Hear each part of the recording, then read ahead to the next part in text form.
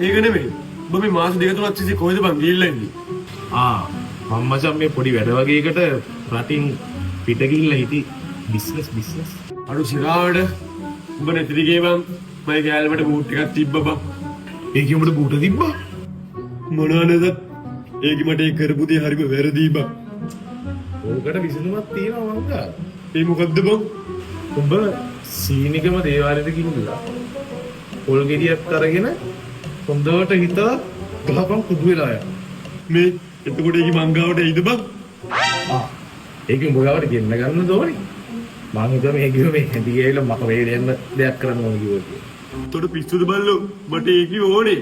පුළුවන් නම් මට ඒකේ ගෙන්න ගන්න විදියක් කියපන්. ගෙන්න ගන්නනේ.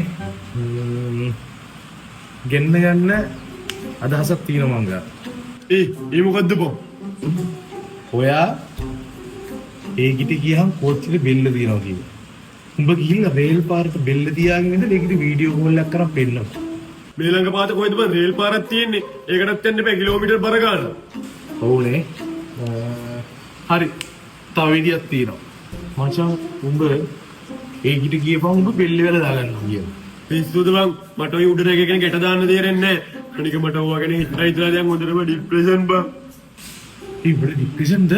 ඔබ බෙහෙත් ගත්තේ නැද්ද? නෑ බං. අනික මම මේ උඹට මේ කියන්න ආවෙත් මට ඔල්වි හිර කරගෙන ඉන්න බෑ ඔයි. කාටරි කියන්න ඕනින්ද බං?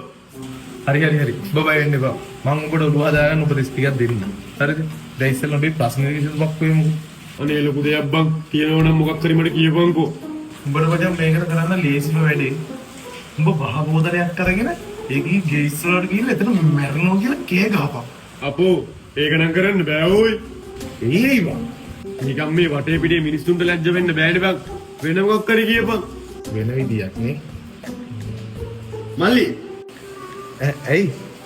යහන්නේ මෙන්න මේ බේත් ටික බොනවා දැන් උදේ ඉඳන් බේත් පීලා නෑනේ.